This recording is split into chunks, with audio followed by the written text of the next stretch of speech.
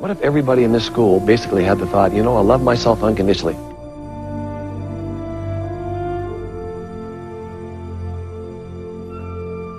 And even though you may fail on a test or lose a job, you're not a failure, you're not a loser, because you're not what you do.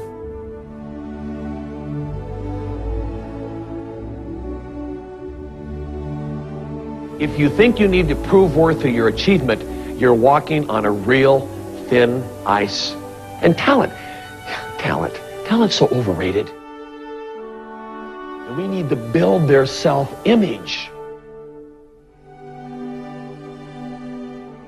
We need to help non-readers read by affirming that they enjoy reading. Non-spellers... You tell the non-reader that he enjoys reading? Yep. But he doesn't read. That he doesn't read. You're lying to him. He's a poor reading. What is that lying? I mean, as an educator, as a parent, I can either affirm where you are, or I can affirm what you're capable of becoming. Just by telling the non-reader that she's a good reader. You're a good reader. And then she'll enjoy reading. She hears it. And says, this guy's nuts. She thinks I'm nuts. In fact, this is educate, to pull from within. See, educate is not transmit information. Don't buy into Webster's dictionary definition of educate. What does it mean? To pull from within. Shouldn't self-esteem come because you have achieved? No, I do not think that you need to have your esteem based on achievement. It's helping children to develop a belief in themselves. You see, if we don't help the child develop a belief and a sense of efficacy, and also, if people do not have an innate sense of worth, they're not going to be even willing to risk achievement.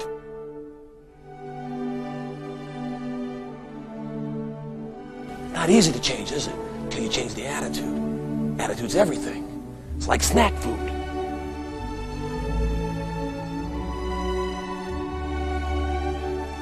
Well, what is your personality trait that allows you to be voted most popular? Oh, you can sum that up with one word. What's that, Bob? Humble. How about the magic words, I love you, with your significant other? Oh, yeah, I love you. If you said sincerely, it means a lot, doesn't it?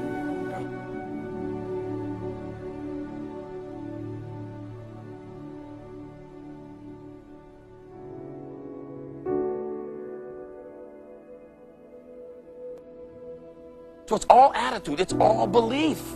What are you going to do with it? Decision's up to you. What are you going to do with your talent? What are you going to do with your potential? Okay? I don't know, change isn't easy. They think, well, you get to a particular age, you just can't change anymore. I know of people, we know a guy 104 who outlived his third wife, was married to her for 52 years. We asked for an angel, and Angela moved into the neighborhood. So I'd like to propose a toast to all of you who have lost family members and who you know are still with you. I'd like to propose a toast to our son Bob, who I'm so proud of the incredible growth he's had, and to Angie and her family. We could not be more pleased to be united with a family like the Cobies. They're absolutely sensational, wonderful, loving people with very similar values.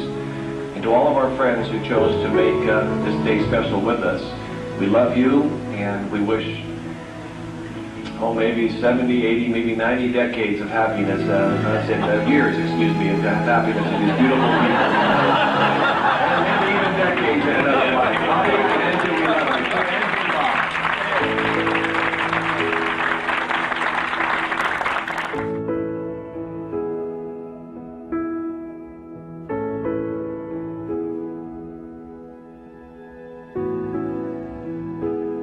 I'm in the middle of the tide. I would say the wave is getting bigger and that the tide is still coming in.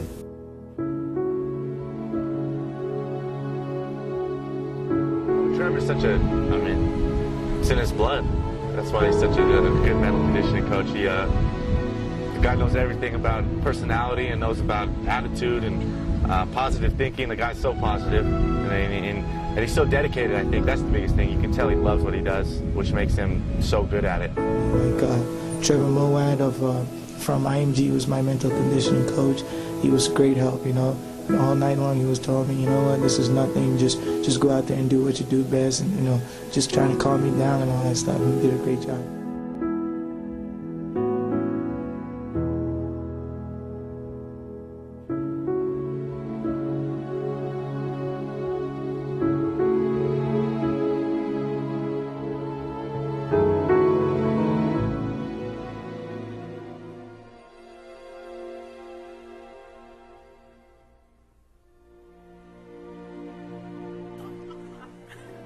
And what do you tell yourself?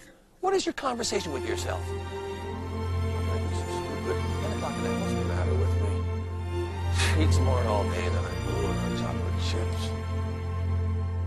But since I blew it, I may as well have a large bowl of Haagen-Dazs ice cream.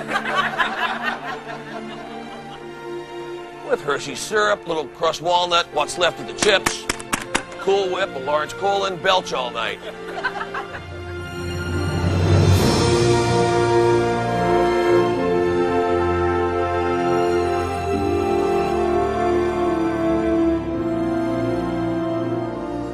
It's a lot easier to control what I believe than it is to control what I'm necessarily going to see.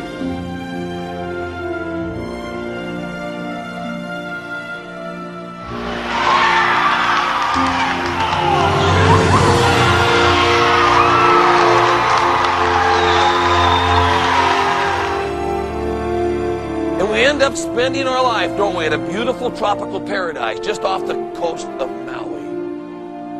Take a look at it. Someday Isle. How many of you have ever spent any time at Someday Isle?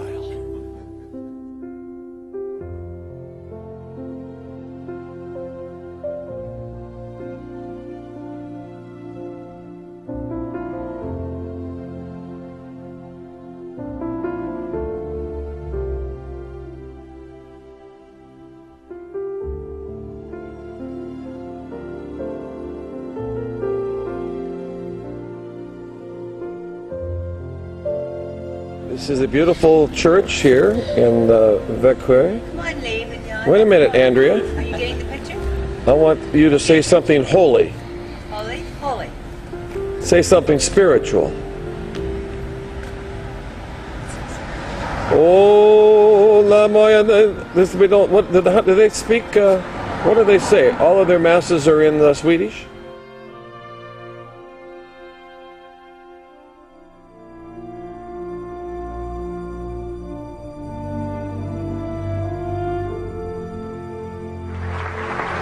At the end of the day, they gonna put you in the ground like they put everybody else in the ground. And when they stand before you, they gonna repeat your last name, and they gonna say, what did he do? And that's your legacy. One thing my dad and mom gave me was a good name. And I promised them, I ain't gonna screw it up.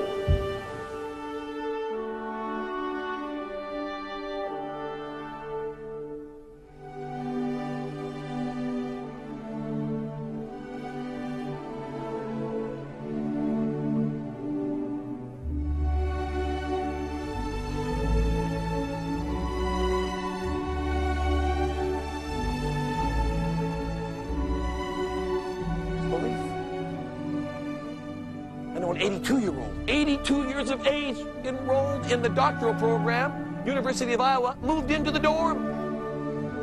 Same dormitory her daughter lived in 40 years earlier. What are you studying, Gladys? She said, history. I've lived most of it. I may as well get credit for it.